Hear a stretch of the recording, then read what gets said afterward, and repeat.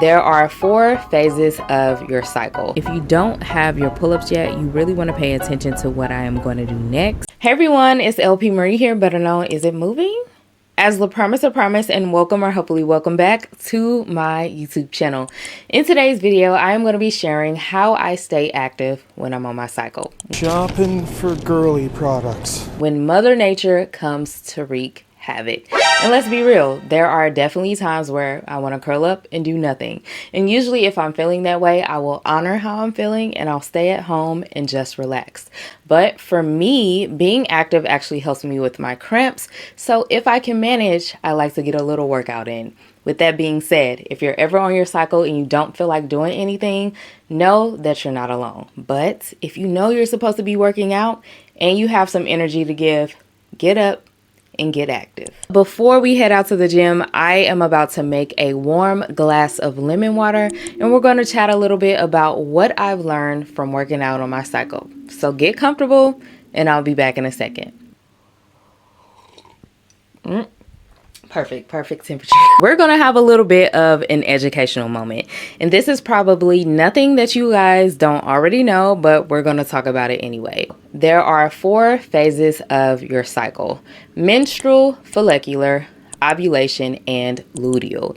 And how each phase makes you feel varies from person to person.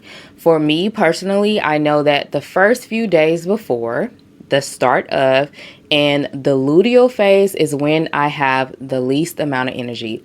Those are the days that I want to do close to nothing. But on the opposite end, during the follicular phase and the ovulation phase is when I have the most energy. That is when I feel the strongest.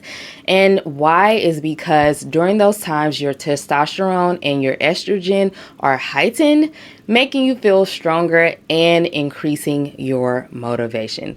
So if you are tracking your cycle, you want to make sure that you're working out around those times. Me, I don't track my cycle. I kind of just know. When you know, you know.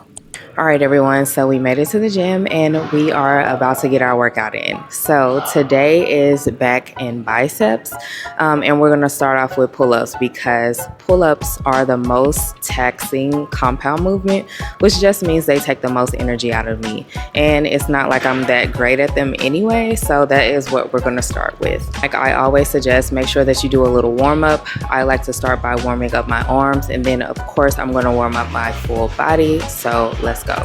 You guys, I actually wore a halter top so that you can see my back, but it's so cold in here that I don't even know if I'm gonna take my sweatshirt off.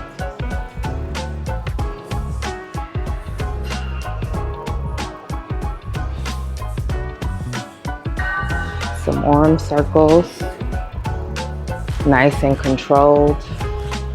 So your warm-up doesn't have to be anything too crazy, but you do want to be intentional about it, so make sure that you take your time.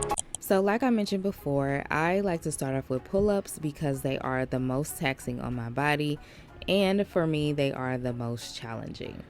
Pull-ups are considered to be a compound exercise, and just in case you don't know what that means, a compound exercise is any exercise that recruits multiple muscles or joints. So those are going to be your squats, your deadlifts, your bench presses, and of course your pull-ups. So for my pull-ups, I'll do close grip, neutral grip, or wide grip. It doesn't really matter. It kind of just depends on how I'm feeling for that day. If I'm being honest, I like to incorporate all of them because I want to get great at all of them, and practice makes perfect. So if you don't have your pull-ups yet, you really want to pay attention to what I am going to do next, because these exercises are going to help you get your pull-ups, as well as any exercise that I perform in this video today. These are all going to help you with your pull-up, but what I wanted to show you specifically were dead hangs, scapular pulls, and negative pull-ups.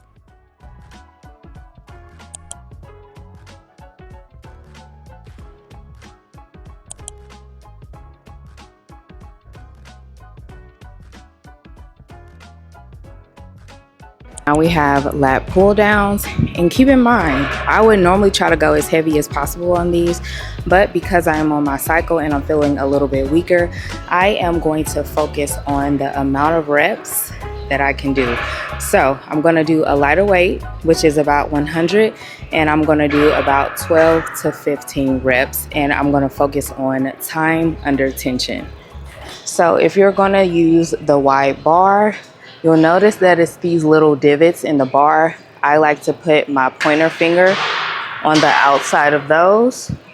And of course, remember to rotate your arms in. So make sure that you get that extension, like the full extension. And then you want to bring your shoulders back and down, but also make sure that your arms are rotated in.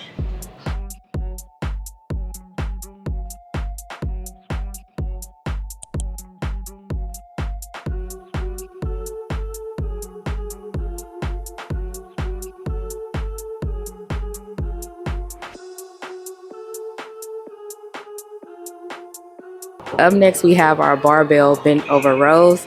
I'm going to do these with a wide overhand grip, which is going to target my upper back.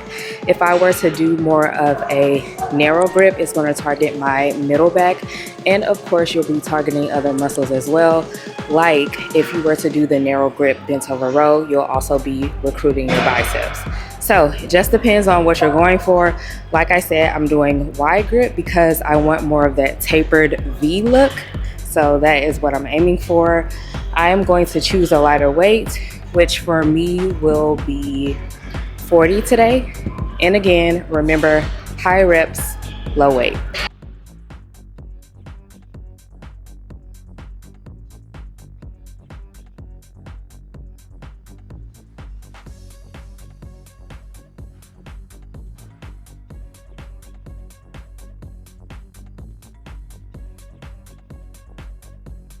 Now we are starting with biceps. We are going to be doing alternating hammer curls. And then after this, I have some bicep curls. And then we're going to do some push-ups and abs. And then we're done, you guys, I promise. For these, you want to rotate your arms in. You guys know with bicep curls, your arms come under. But for hammer curls, you're just turning your hands in and you're going to pull up like this. So really, should look just like this. But yeah, alternating. If you guys want to do two at the same time, feel free to do so. It's the same movement. You're just going to bring them both up at the same time. Wait, wait, wait.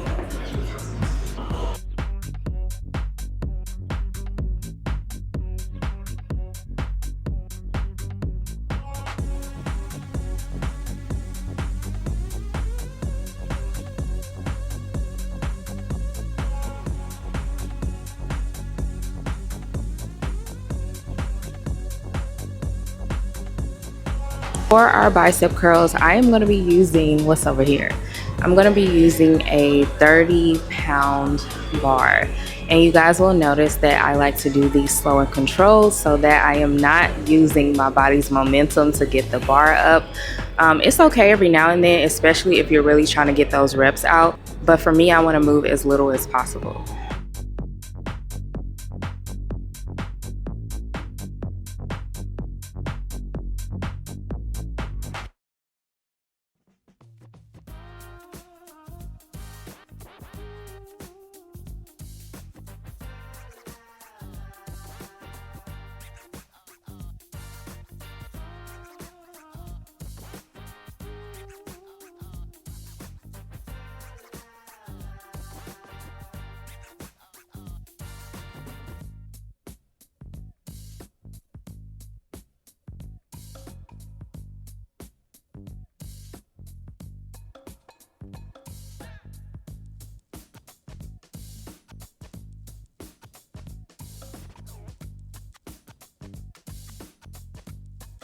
So now we have our downward dog push-ups, and then we're going to finish up with the Stairmaster and some abs.